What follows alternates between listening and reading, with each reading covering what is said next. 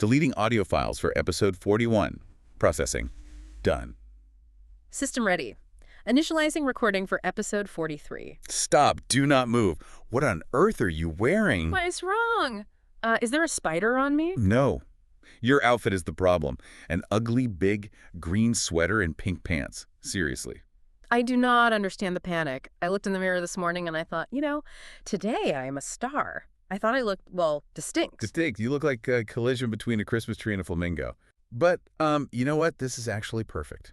It is. I knew you would come around to my sense of style eventually. Yeah. It takes a refined eye to appreciate this level of contrast. No, do not misunderstand me. The outfit is a disaster. It is a total catastrophe. My eyes are actually physically hurting right now, but it is a perfect teaching moment. Welcome to the deep dive, everyone. Today, we are on a rescue mission. A rescue mission? Are we saving a cat from a tree? Because I am dressed for action. These pants are very flexible. No, we are saving our listeners from making the same terrible mistakes you just made. And I don't just mean fashion mistakes, those are severe. I mean grammar mistakes. Wait, my clothes have grammar. I checked the label this morning. It said 100% cotton, not 100% adverbs. Everything has grammar, my friend. Every object in the world, when you describe it, falls into a grammatical structure. So today, we are exploring the secret code of English descriptions. We're going to learn about clothes, fabrics, and patterns. But more importantly, we are going to unlock the golden sequence. That sounds like an adventure movie. The Legend of the Golden Sequence? Is there a treasure map? The treasure is fluency. The treasure is sounding like a native speaker.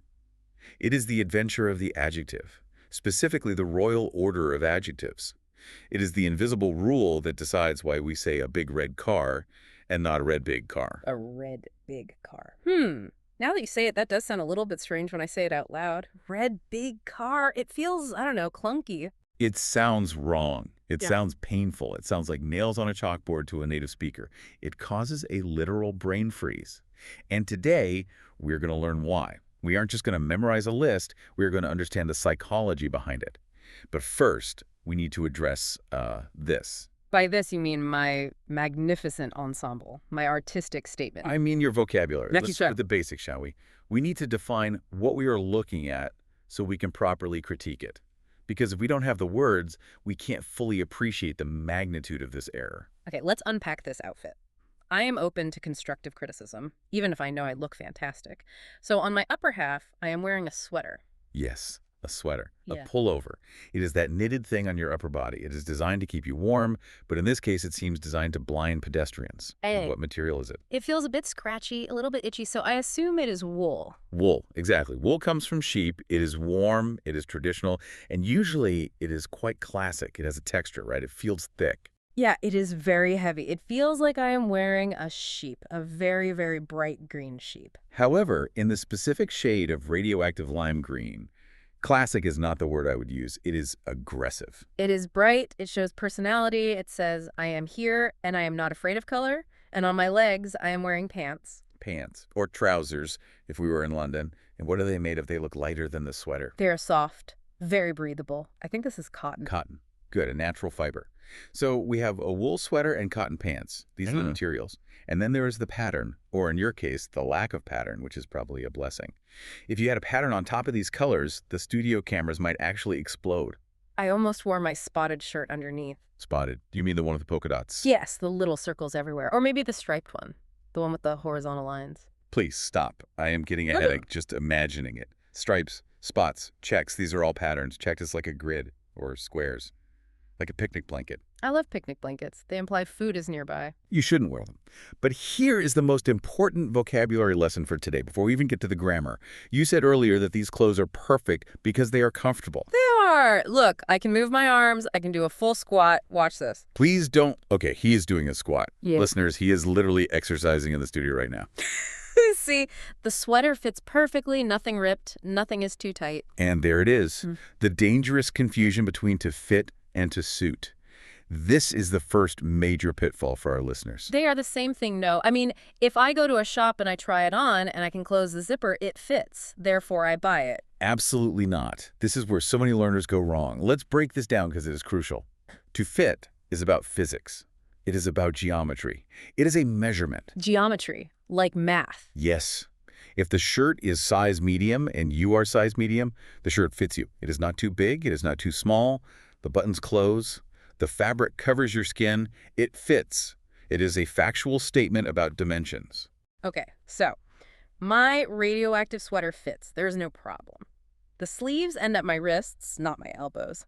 The neck hole is the size of my neck. The size fits, but does it suit you? To suit is about aesthetics. It is about style. It is about whether or not you look ridiculous. Ouch. That is harsh. To suit means to look good on someone. It implies that the color matches your eyes, or the style matches your personality, or the combination of items is pleasing to the human eye. It implies harmony. So something can fit, but not suit. Exactly. Think about socks and sandals. Oh, very comfortable, ideally with shorts. It is a fashion crime. If you wear socks with sandals, the socks fit your feet. The sandals fit your feet. Physically, it works. You can walk. You don't fall over. But does it suit anyone? No. It is a fashion faux pas. A faux pas? That sounds French. It is French. It means a false step. In English, we use it to describe a socially awkward mistake. Yeah. Wearing socks with sandals is a fashion faux pas. And frankly, wearing a bright green sweater with pink pants is also a fashion faux pas.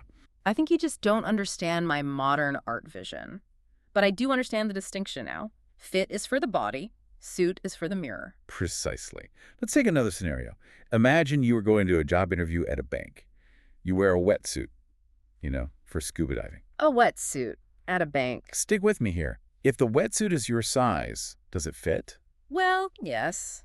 It is tight, but it fits. Does it suit the occasion? No, unless the bank is underwater. Exactly. So suit is also about context. Oh, Your outfit today might suit a children's birthday party clown, but it does not suit a serious deep dive into linguistics. I feel a little attacked, but I am learning. Okay, so we have the vocabulary. Wool, cotton, fit, suit. Now let's move from the fashion disaster to the grammar disaster. Because when you walk in, you said something very interesting. You said, I am a handsome young modern man. I did. I stand by it. I am handsome. I'm young or youngish. And I'm certainly modern. And earlier you tried to describe a car. You said a red big car. Yes. What is the problem? The car is red. The car is big. Why does the order matter? It is like a salad. You put the tomatoes in, you put the lettuce in. The order doesn't change the taste. It all ends up in the same stomach. But language is not a salad. Language is architecture. If you put the roof on before you build the walls, the house collapses. If you put the windows in the basement, you have a major problem. That is a very dramatic comparison. You always love these metaphors. It's true, though. In English, the order of adjectives is rigid. It is strict. And here is the fascinating thing. Native speakers usually don't learn this from a textbook. We learn it by feeling. By feeling, like Jedi Knights use the Force. Sort of. We hear it thousands of times as children. We hear big red ball, little old lady, nice warm bath. We never hear red big ball or old little lady. So when we hear the wrong order, like red big car, it causes a brain freeze. It stops the processing. It's like hearing a song played completely out of tune. So if I say I have a leather old brown shoe, you feel physical pain. A little bit, yes. It actually hurts my ears. It signals to my brain that something is broken. It should be an old brown leather shoe. Old brown leather. Okay, I can hear the rhythm. Da, da, da, old brown leather. Exactly. There is a rhythm. But it is not just about music. It is about logic. And today, we are going to teach our listeners the secret to that rhythm. It is called the Royal Order of Adjectives. The Royal Order. I like that. It sounds majestic. Does it have a king or queen? It has a boss. The first category is the boss. Okay, let's unpack the rule. We are going to use an acronym, right? Something to help us remember. Yes, we are using a simplified version for our level today. There are technically more categories like shape and origin, but these are the top 5. The golden sequence is OSACM. OSACM. OSACM. That sounds like a sneeze. Or spell from a fantasy book.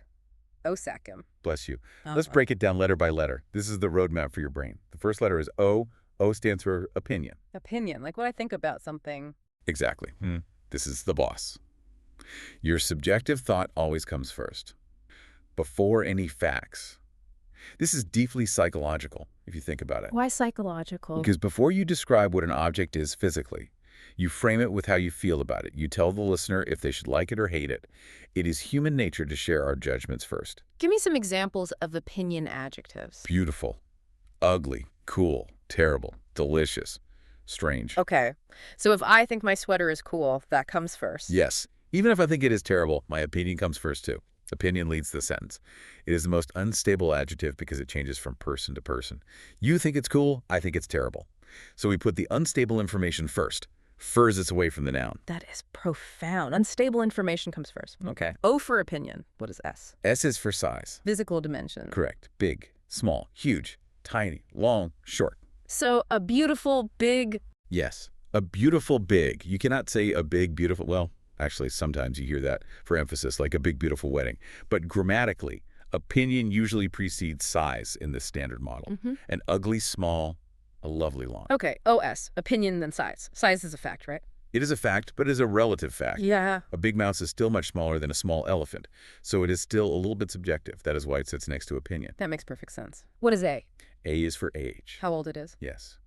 Old, new, young, vintage, modern, ancient. So if I have a car, it is cool, it is big, it is old.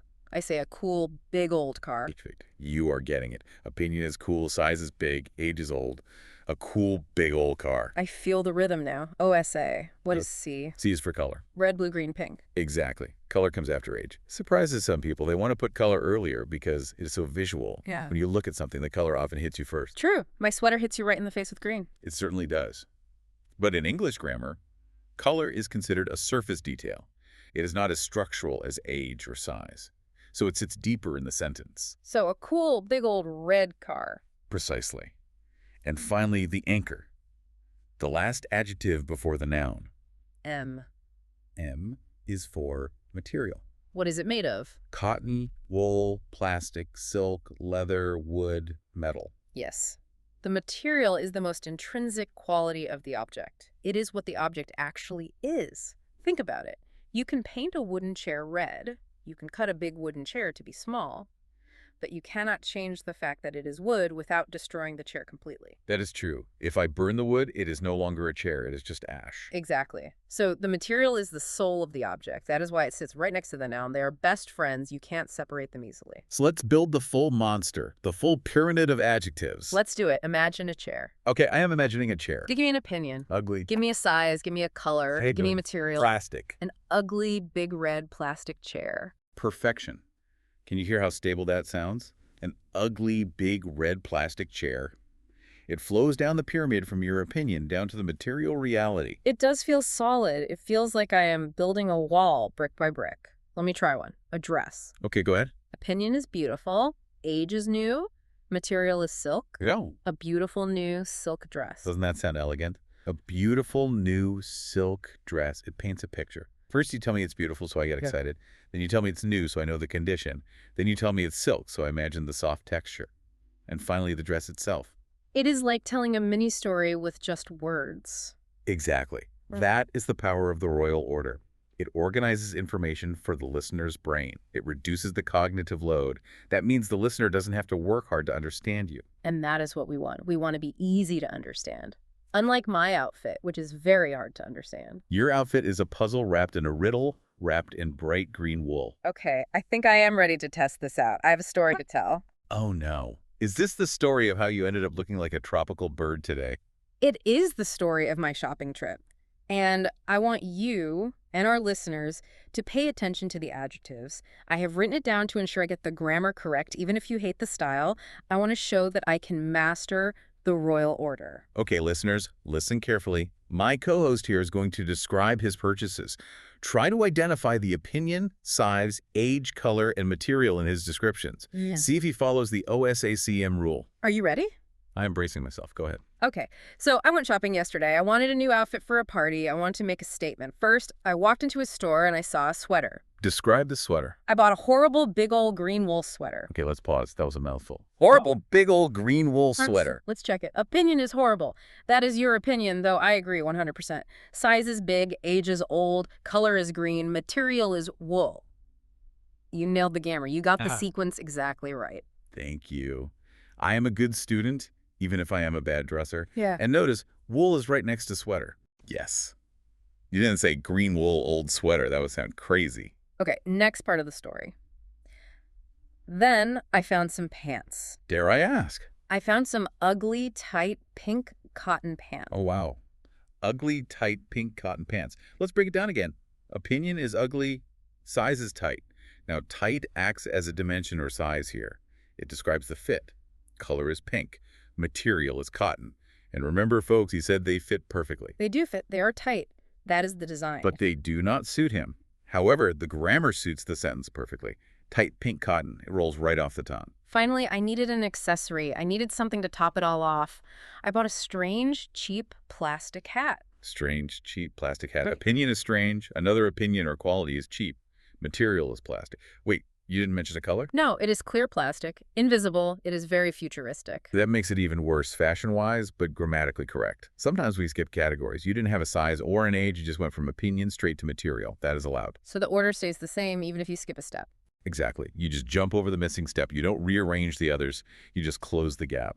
So the climax of the story. Go on. I walked into the studio today. You saw me and you screamed. I did scream. I was terrified. I thought a radioactive lime had grown legs. You said you look like a crazy, colorful circus clown. I did say that. Let's analyze my insult. It was very grammatical. Crazy is my opinion. Colorful is the visual description, acting like a pattern or color.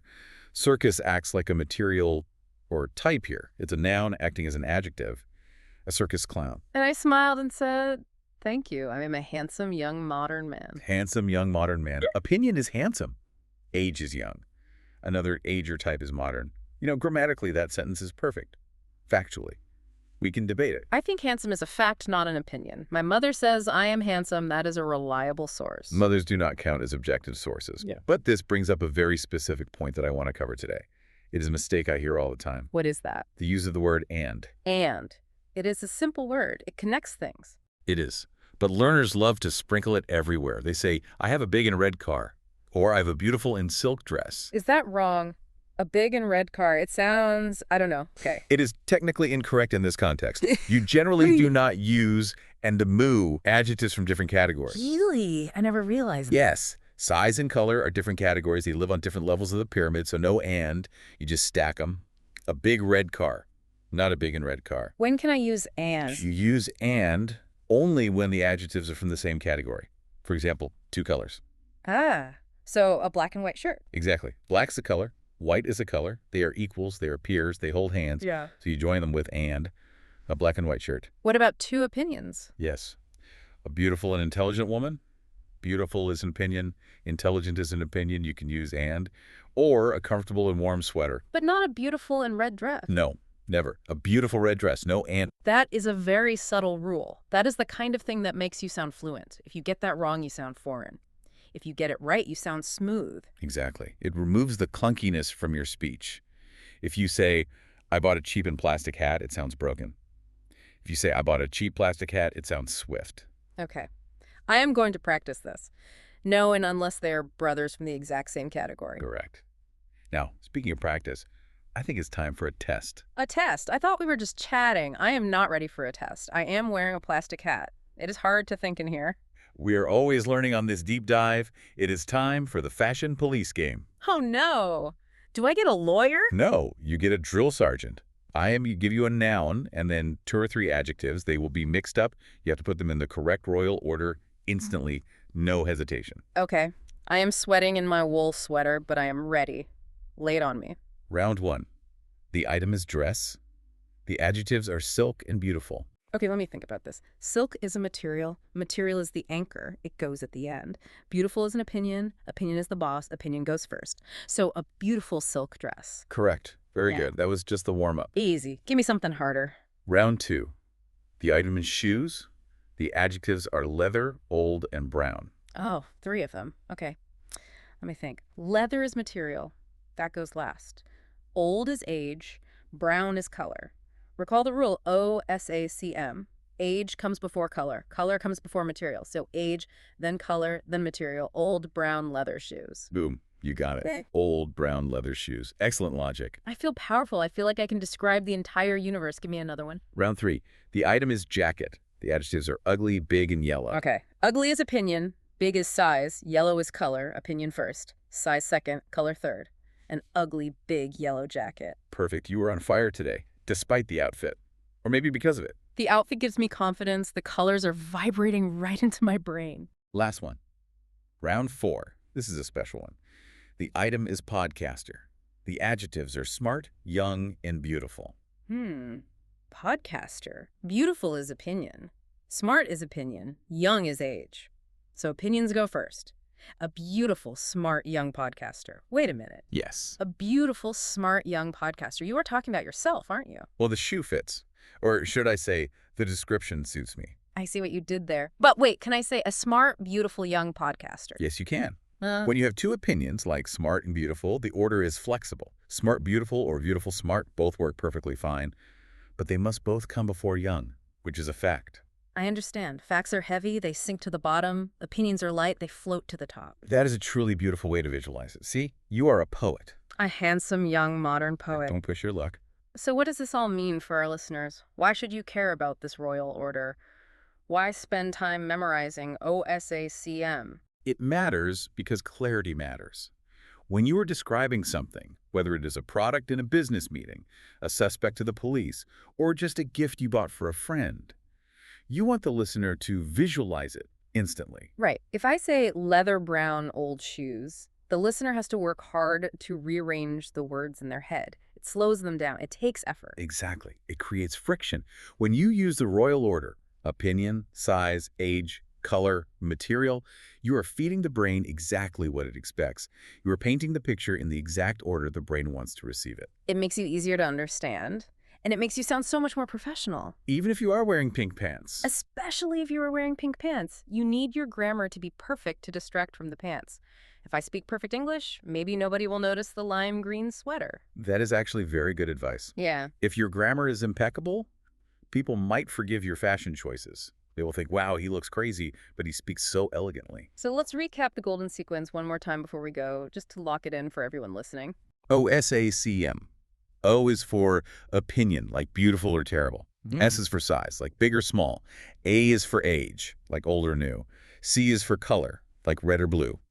M is for material, like silk or cotton. And then the noun, the anchor. And do not forget the difference between fit and suit. Fit is size. It is physics. Suit is style. It is aesthetics. And finally, be careful with the word and.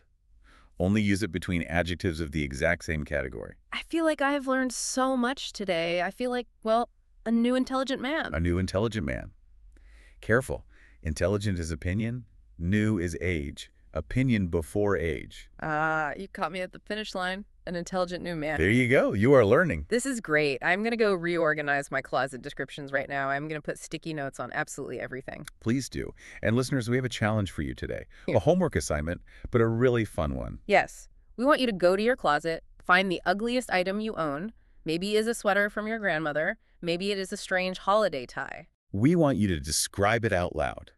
Use at least 4 adjectives and use the correct order. For example, it is a horrible, itchy old red sweater. Or it is a strange, tiny yellow plastic bag. Practice it, say it to your mirror, and realize that by using the correct order, you are truly mastering the rhythm of English. And maybe, just maybe, if you realize how ugly or strange the item is, you might decide to throw it away. Or you can wear it to a party, just like me. Please don't. One fashion disaster per deep dive is more than enough. Why not? Be brave, be bold, be a colorful, modern grammatical expert. Okay, on that note, we are signing off.